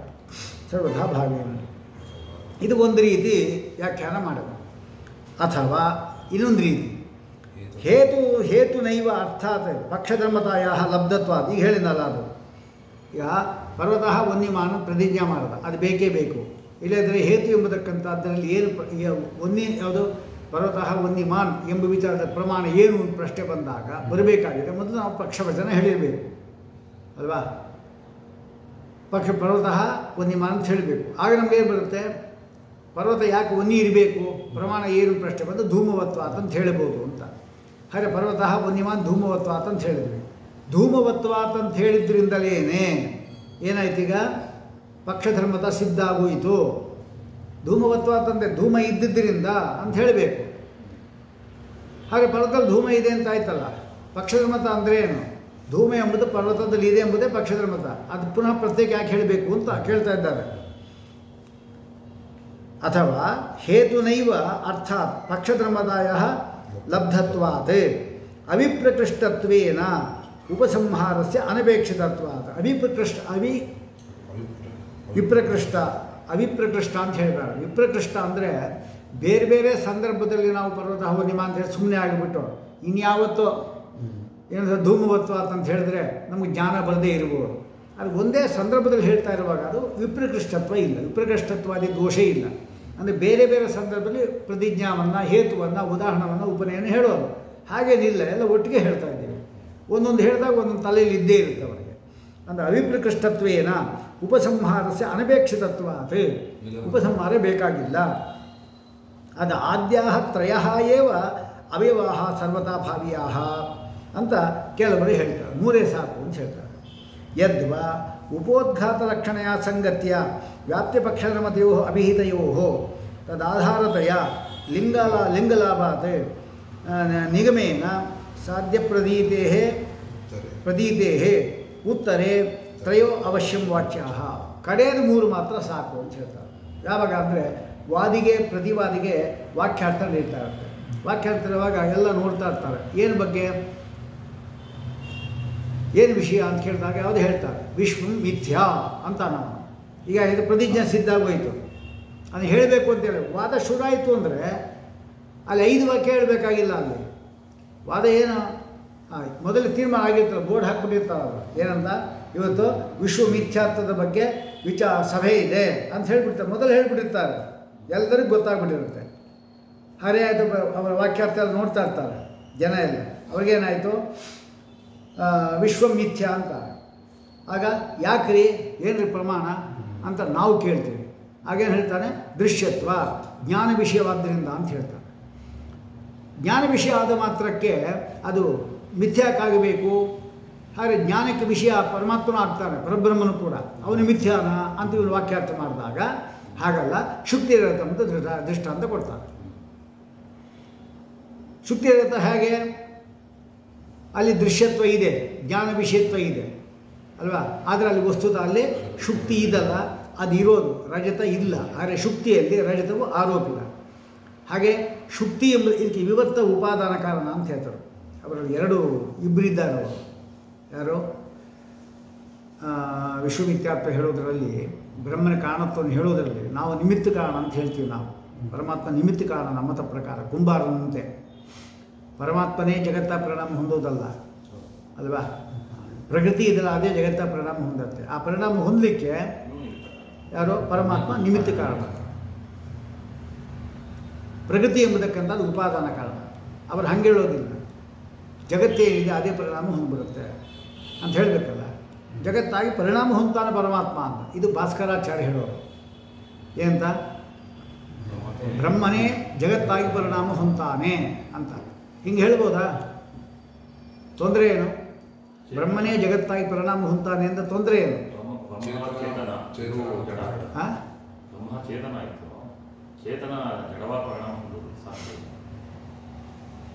ಆಯ್ತು. ಆಮೇಲೆ ಅಲ್ಲ, ಚೇತನ ಪರಿಣಾಮ ಹೊಂದಬಾರದು ಅಂತೇನು ಇಲ್ವಲ್ಲ ಅಲ್ವಾ. ಜಡ ಎಂಬತಕ್ಕಂಥದ್ದೇನಿದೆ, ಚೇತನನಾದವನು ಜಡವಾಗಿ ಪರಿಣಾಮ ಹೊಂದೋದು ಹೇಗೆ? ಇದೊಂದು ಪ್ರಶ್ನೆ ಇದ್ದೇ ಇದೆ. ಅದು ಇನ್ನೊಂದು ಮುಖ್ಯವಾದ ದೋಷ ಏನಂದರೆ ವಿಕಾರತ್ವ ಎಂಬುದು ಬಂದ್ಬಿಡುತ್ತೆ. ಈಗ ಆಯಿತು, ಮಣ್ಣಿತ್ತು ಅಲ್ವಾ, ಅದನ್ನು ಮಡಕೆ ಮಾಡಿದ್ವಿ, ಮುಂದೆ ಆಕಾರ ಹೋಗಿ ಮೊದಲನೇ ಆಕಾರ ಹೋಗಿ ವಿಕಾರ ಬಂದ್ಬಿಡ್ತು. ಬ್ರಹ್ಮನೇ ಏನಾದರೂ ಕೂಡ ಜಗತ್ತಾಗೋದಾದರೆ ಅವನೇ ಆಯಿತು ವಿಕಾರತ್ವ ಬಂತು, ಜಗತ್ತಾಗಿ ವಿಕಾರ ಹೊಂದಿದ. ಅಂದರೆ ನಿರ್ವಿಕಾರತ್ವ ದೋಷ ಅವರಿಗೆ. ನಿರ್ವಿಕಾರ ಅಂತ ಹೇಳಿದ್ದು ತಪ್ಪಾಗುತ್ತೆ ಯಾರು? ಭಾಸ್ಕರಾಚಾರ್ಯರಿಗೆ. ಇನ್ನು ಮಾಯಾವಾದಿಗಳು ಏನು ಹೇಳ್ತಾರೆ ಅಂತ ಹೇಳಿದ್ರೆ, ಅವರು ವಿವರ್ತ ಉಪಾದಾನ ಅಂತ ಹೇಳಿದ್ರು. ವಿವರ್ತ ಉಪಾದಾನ ಅಂದರೆ ಏನು? ಶುಕ್ತಿ ಏನಿದೆ ಅದನ್ನು ನೋಡಿ ರಜತ ಅಂತ ಜ್ಞಾನ ಬರುತ್ತೆ. ವಸ್ತುತಃ ಶುಕ್ತಿಯಲ್ಲಿ ರಜತ ಎಂಬುದು ಇಲ್ಲ. ಅದಾದಮೇಲೆ ಭಾರಕ ಜ್ಞಾನ ಗೊತ್ತಾಗುತ್ತಲ್ಲ, ಹಾಗೆ ಮಿಥ್ಯ ಅಂತ ಆಯಿತು. ಹಾಗಾದರೆ ವಿವರ್ತ ಉಪಾದಾನ ಅಂದರೆ ಏನು? ಹಾಗಾದರೆ ಅಂದರೆ ಆರೋಪ ಅಧಿಷ್ಠಾನತ್ವ ಅಂತ ಅರ್ಥ. ವಿವರ್ತ ಉಪಾದಾನತ್ವ ನಾಮ ಆರೋಪ ಅಧಿಷ್ಠಾನತ್ವ. ಏನು ಆರೋಪ ಅಧಿಷ್ಠಾನಕ್ಕೆ? ಶುಕ್ತಿ ಎಂಬುದಕ್ಕಂಥದ್ದು ರಜತದ ಆರೋಪಕ್ಕೆ ಅಧಿಷ್ಠಾನವಾಗಿದೆ. ಶುಕ್ತಿನೇ ಇಲ್ಲದೆ ಹಗ್ಗವೇ ಇಲ್ಲ ಅಂದರೆ ಹಾವು ಅಂತೇಳಿ ನಮ್ಗೆ ಬರುತ್ತೆ. ಹಾಗೆ ಈ ಜಗತ್ತೆಂಬುದಕ್ಕಂಥದ್ದೇನಿದೆ ಅದರ ಆರೋಪಕ್ಕೆ ಬ್ರಹ್ಮ ಇದ್ದಾಗ ಅವನು ಅಧಿಷ್ಠಾನ ಅಂತ ಅವರು ಹೇಳೋರು ಅಲ್ವಾ. ಹಾಗಾದ್ರೆ ಅಲ್ಲಿ ಪ್ರಶ್ನೆ ಆದಾಗ ಇಷ್ಟೆಲ್ಲ ಪ್ರಶ್ನೆಗಳು ಬಂತು. ಹಾಗೆ ಹೇಳ್ತಾರೆ ಶುಕ್ತಿರತೆ ಎಂಬುದಕ್ಕಂಥದ್ದು ದೃಷ್ಟಾಂತ ಅಂತ ಕೊಡ್ತಾರೆ. ಹಾಗಾದ್ರೆ ಏನಾಯ್ತು ನಮಗೆ ನೋಡಿ, ಯದ್ವಾ ಉಪೋದ್ಘಾತ ಲಕ್ಷಣಯ ಸಂಗತ್ಯ, ಅದೇ ತಾನೆ? ಅಥವಾ ಇದೆ ನೋಡಿ, ಅಥವಾ ಹೇತುನೈವ ಅರ್ಥಾತ್ ಪಕ್ಷದ ಮತ ಆಯ್ತಲ್ಲ ಅದು. ಯದ್ವಾ ಉಪೋದ್ಘಾತ ಲಕ್ಷಣಯ ಸಂಗತ್ಯ. ಈಗ ಯಾರೇ ಒಂದು ವಾಕ್ಯಾರ್ಥ ಮಾಡಬೇಕಾಗಿದ್ದು ಕೂಡ ಮೊದಲು ಉಪೋದ್ಘಾತ ಕೊಡಲ್ವಾ? ಇದ್ದಕ್ಕಿದ್ದಾಗ ಶುರು ಮಾಡಿಬಿಡ್ತಾರೆ, ಜನರಿಗೆ ಗೊತ್ತಾಗೋದು ಬೇಡ.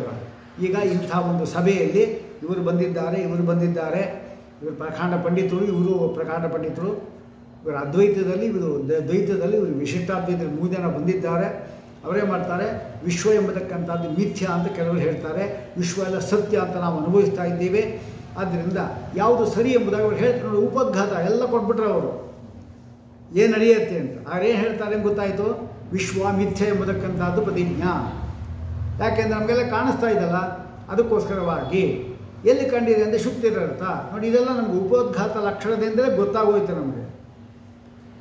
ಯದ್ವಾ ಉಪೋದ್ಘಾತ ಲಕ್ಷಣೆಯ ಸಂಗತಿಯಿಂದ ಏನಾಯಿತು ಅಂದರೆ ವಾದ ಮಾಡುವಾಗಲೇ ಅಂತ ಅರ್ಥ. ವಾದಿ ಪ್ರತಿವಾದಿಗಳ ವಾಕ್ಯಾರ್ಥ ಮಾಡುವಾಗ ಒಂದು, ಇನ್ನೊಂದು ಉಪೋದ್ಘಾತ ರೂಪವಾದ ಸಂಗತಿಯಿಂದ ವ್ಯಾಪ್ತಿ ಪಕ್ಷಧರ್ಮತೆಯೋ ಅಭಿಹಿತಯೋ. ಹಾಗೆ ವ್ಯಾಪ್ತಿ ಮತ್ತು ಪಕ್ಷಮತ ಹೇಳಲೇಬೇಕು.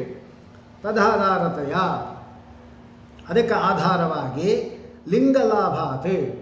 ಪಕ್ಷಧರ್ಮತ ಬರಬೇಕಾಗಿದ್ದರೆ ಹೇತು ಎಂಬುದಿಲ್ಲದೆ ಇದ್ದರೆ ಏನು?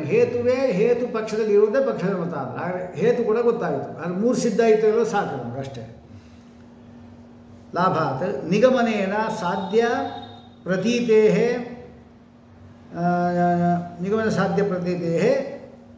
ಆಗ ನಿಗಮನದಿಂದ ನಮಗೇನಾಗುತ್ತೆ ಅಂದರೆ ಅವ್ರು ಹೇಳ್ತಾ ಇರೋದು ಏನು ಗೊತ್ತಾ, ಅದು ಉಪೋದ್ಘಾತ ಲಕ್ಷಣೆಯ ಸಂಗತಿಯಿಂದ ವ್ಯಾಪ್ತಿ ಮತ್ತು ಪಕ್ಷದ ಮತಯೋ ಅಭಿಹಿತಯೋ, ವ್ಯಾಪ್ತಿ ಪಕ್ಷದ ಮತ ಗೊತ್ತಾಗೋಯ್ತು ನಮಗೆ.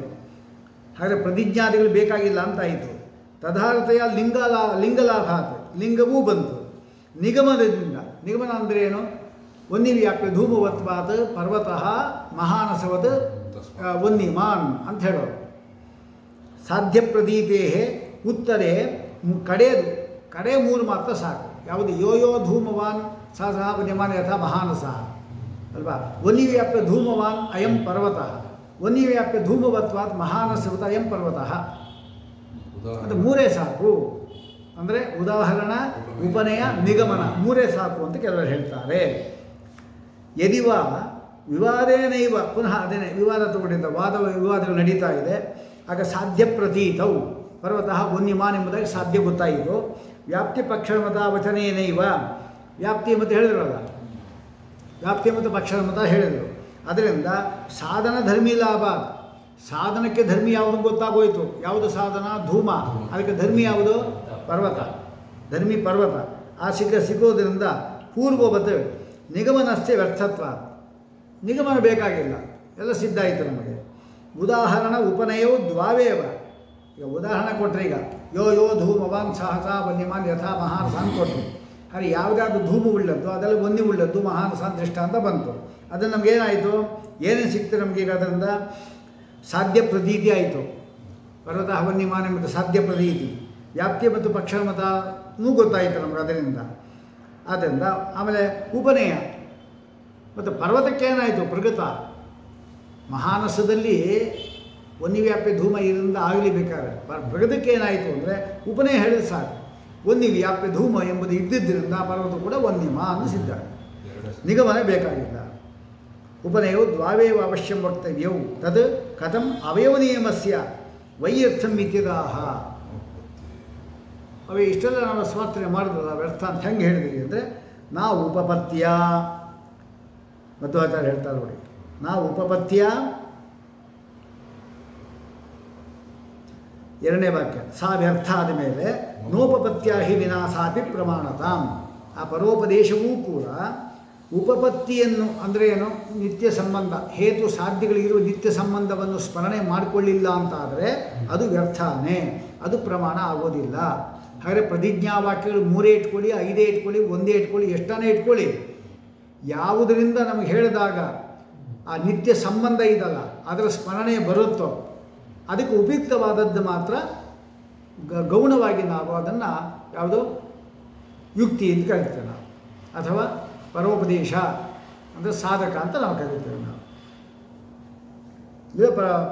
ಇದು ಪ್ರಮಾಣ ಆಗೋದಿಲ್ಲ ಅಂತ ಹೇಳ್ತಾ ಇದ್ದಾರೆ. ನಾವು ಉಪಪತ್ಯ ಇತಿ ವ್ಯಾಪ್ತ್ಯಾದಿಮಲ್ಲಿಂಗಂ ಉಪಪತ್ತಿ. ಉಪಪತ್ಯ ಅಂದರು ಅಂದರೆ ವ್ಯಾಪ್ತ್ಯಾದಿಮಲ್ಲಿಂಗ, ಯೋ ಧೂಮವಾನ್ ಸಹಸಃ ವನ್ಯಮಾನ್ ಎಂಬುದಕ್ಕಂತಹದ್ದೇ ವ್ಯಾಪ್ತಿ. ಈ ವ್ಯಾಪ್ತ್ಯಾದಿಮಲ್ಲುಳ್ಳಂತಹ ಧೂಮ ಇದಲ್ಲ, ಅದೇ ಉಪಪತ್ತಿ. ಅಂದರೆ ಇದು ನಮಗೆ ಉಂಟು ಮಾಡಿಕೊಳ್ಬೇಕು ಅಲ್ವಾ. ಯಾವುದು? ವ್ಯಾಪ್ತ್ಯಾದಿಮಲ್ ಲಿಂಗ ಇದಲ್ಲ, ಅದು ನಮ್ಗೆ ಉಂಟು ಮಾಡಿಕೊಡ್ಬೇಕು. ಹಾಗೆ ಪ್ರತಿಜ್ಞೆ ಆಗಲಿ, ಧೂಮವತ್ವಾತ್ ಎಂಬತಕ್ಕಂಥ ಹೇತುವಾಗಲಿ, ಉಪನಯ ಯಾವುದೇ ಹಾಕ್ಕೊಳ್ಳಿ, ಪರೋಪದೇಶ ಅಂತಿದಲ್ಲ, ಅದು ವ್ಯಾಪ್ತ್ಯಾದಿ ಉಳ್ಳಂತಹ ಲಿಂಗವನ್ನು ಸ್ಮರಣೆ ಉಂಟು ಮಾಡಿಕೊಡ್ಬೇಕು ನಮಗೆ. ಹಾಗಿದ್ದರೆ ಅದು ಸಾಧಕವಾಗುತ್ತೆ. ಅದು ನಮಗೆ ಉಪಯೋಗ ಇಲ್ಲ ಅಂತಾಯಿತು. ನಮ್ಮ ವ್ಯಾಪ್ತ್ಯಾದಿಮಲ್ಲಿ ಲಿಂಗ ಇದಲ್ಲ, ಅಷ್ಟು ಮಾತ್ರ ಇದ್ದು ಸಾಲದು, ಲಿಂಗ ಸ್ಮರಣೆ ಬರಬೇಕು ನಮಗೆ. ಉಪಪತ್ತಿ ಅಂದರೆ ಏನು ಹೇಳಿದ್ರು ಮೊದಲು? ಮಧ್ವಾಚಾರ್ಯ ಉಪಪತ್ತಿ ಅಂತ ಹೇಳಿಬಿಟ್ರು. ಉಪಪತ್ತಿಯಿಂದ ಯುಕ್ತಿ ಅಷ್ಟೇ. ಆ ಉಪಪತ್ತಿ ಎಂಬ ಶಬ್ದದಿಂದ ನಮ್ಗೆ ಬರೋ ಅರ್ಥ ಏನು? ಯುಕ್ತಿ ಅಷ್ಟೇ, ನಮಗೆ ಸಾಕಾಗಲ್ಲ. ಅದಕ್ಕೆ ಟೀಕಾರಾಗಿ ಬರೆದರು, ವ್ಯಾಪ್ತ್ಯಾದಿಗಳು ಇಂದ ಸಹಿತವಾದ ಲಿಂಗಜ್ಞಾನ ಅಂದರು ಅಲ್ವಾ. ಅದು ನಮ್ಗೆ ಬರೋದು ಹೇಗೆ? ಅದು ಸ್ಮರಣೆ ಬರಬೇಕಲ್ಲ. ಆದರೆ ಟೀಕಾರ ಏನು ಬೇರೆ ಬರೆದು ಸ್ಮೃತಿ ಜಿಜ್ಞಾಸ ಉಪಲಕ್ಷಣ ಮೇತದ್ದು ಅಂದರು. ಅಂದರೆ ಅದರ ಸ್ಮರಣೆ ಮತ್ತು ಅದರ ಬಗ್ಗೆ ವಿಚಾರ, ಜಿಜ್ಞಾಸೆ, ಅದು ಲಕ್ಷಣ ಅಂತ ಮಾಡೋದು.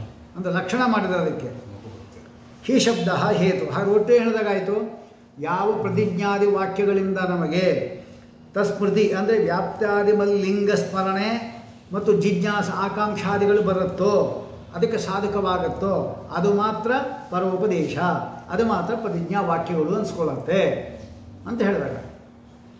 ಸಾಪಿ ನಿಯತ ಅವಯವತ್ವೇನ ಅಂಗೀಕೃತಂ ವಾಕ್ಯಂ ಸಾಪಿ ಇಂತಿದಲ್ಲಿ ಸಾಪಿ ಪ್ರಮಾಣತಾಂ ಅಂದರೆ ಏನು ನಿಯತ ಅವಯವತ್ವೇನ ಅಂಗೀಕೃತಂ ಅಂದರೆ ನಿಯಮೇನ ಇಷ್ಟು ವಾಕ್ಯಗಳು ಬೇಕೇ ಬೇಕು ಅಂತ ಏನು ಅಂಗೀಕಾರ ಮಾಡಿದ್ದಾರೆ ಪರರು ಅಂದರೆ ಪರೋಪದೇಶವಾದ ವಾಕ್ಯವು ಅದು ಪ್ರಮಾಣತಾಂ ಅಂದರೆ ಅದು ಪ್ರಮಾಣವೇ ಅದು ನಾವು ಪ್ರಮಾಣ ಅಂತ ಒಪ್ಪಿದ್ದೀವಲ್ಲ ಪ್ರಮಾಣತಾಂ ಅಂತ ಹೇಳಿದ್ರೆ ಸರಿ ಹೋಗಲ್ಲ ಮಧ್ವಾಚಾರ ವಾಕ್ಯ ಅದಕ್ಕೆ ಉಪಯುಕ್ತತಾ ಅಂತ ಅರ್ಥ ಬರೆದರು ಪ್ರಮಾಣತಾಂ ಅಂದರೆ ಉಪಯುಕ್ತತೆಯನ್ನು ಪಡ್ಕೊಳ್ಳುತ್ತೆ ಹಾಗಾದರೆ ಯಾವಾಗ ವ್ಯಾಪ್ತ್ಯಾದಿ ಲಿಂಗ ಸ್ಮರಣೆ ಮತ್ತು ಜಿಜ್ಞಾಸಾದಿಗಳನ್ನು ಉಂಟು ಮಾಡತಕ್ಕಂಥದ್ದಾಗಿದ್ದರೆ ಮಾತ್ರ ಪರೋಪದೇಶಗಳು ಅದೇನಾಗುತ್ತೆ ಉಪಯುಕ್ತವಾಗುತ್ತೆ ಇಲ್ಲದ್ದು ಸಾ ವ್ಯರ್ಥ ಆ ವ್ಯರ್ಥ ಅಂತ ಹಿಂದೆ ಬಂದಿದೆ ಅಂದರೆ ಇದು ಉಪಯುಕ್ತತೆ ಅಂತ ಕೊಡಬೇಕು ನಾವು ಇದು ಮುಕ್ತಂ ಭವತಿ ಅದನ್ನೇ ಬಿಡಿಸ್ತಾರೆ ಪರೋಪದೇಶೋ ಹಿ ಗೃಹೀತ ವ್ಯಾಪ್ತ್ಯಾದಿಕಂ ಪ್ರತಿ ಗೃಹೀತ ವ್ಯಾಪ್ತ್ಯಾದಿಗಳನ್ನು ಕುರಿತು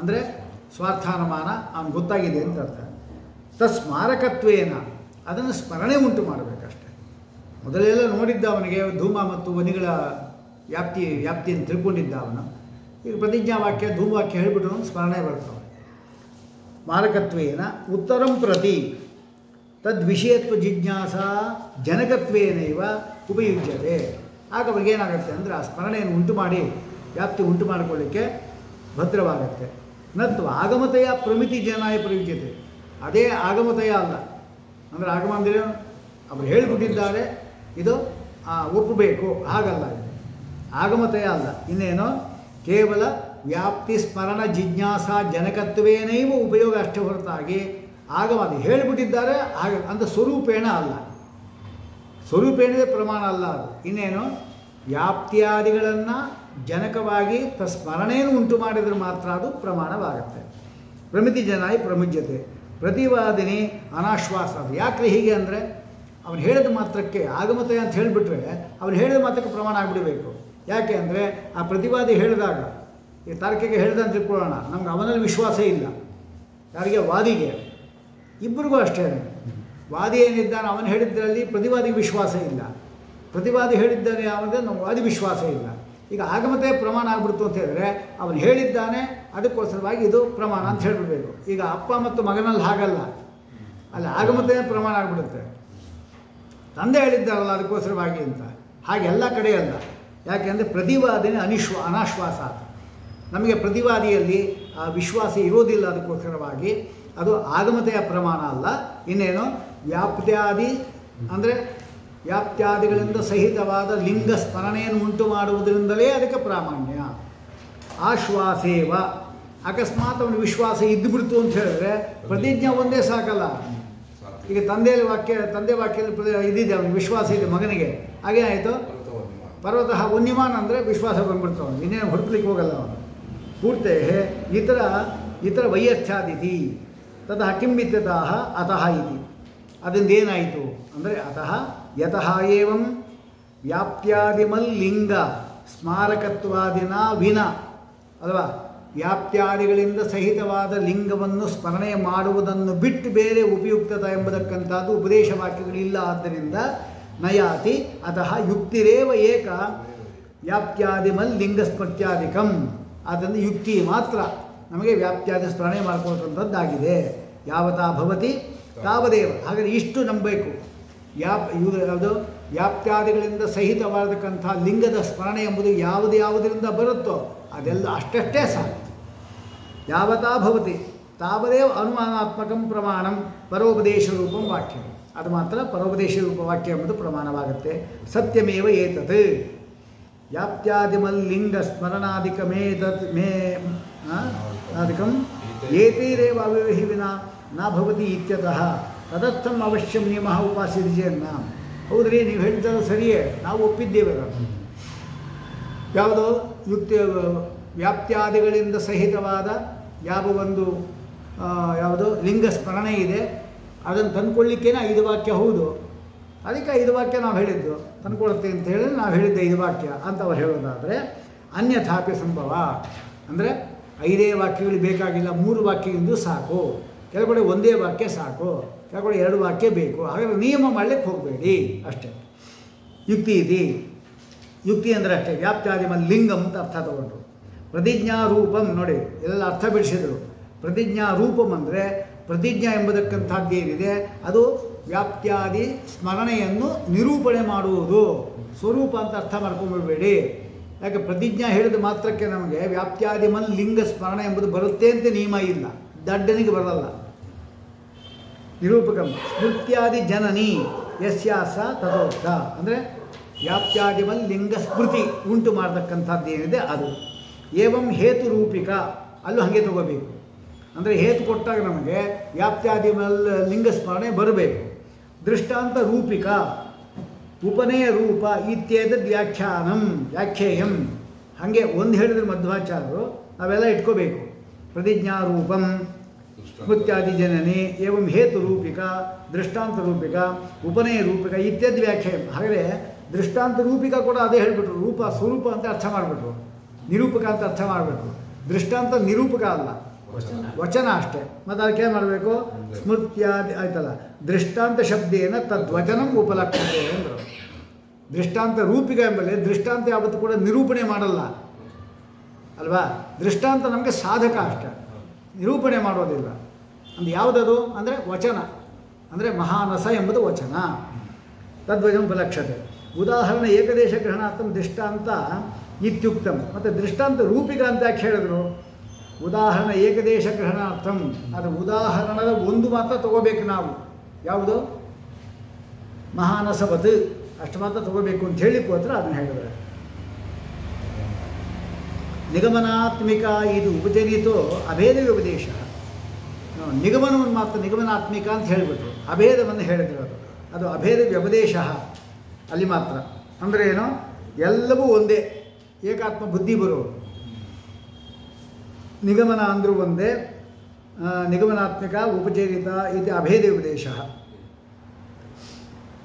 ಏವಂ ಪರ ಇತ್ಯಪಿ, ಪರ ಎಂಬಲ್ಲಿ ಕೂಡ ಅಭೇದವನ್ನು ಇಟ್ಕೋಬೇಕು ಅಂತ ಅರ್ಥ. ಕದಾಚಿನ್ ಸಕ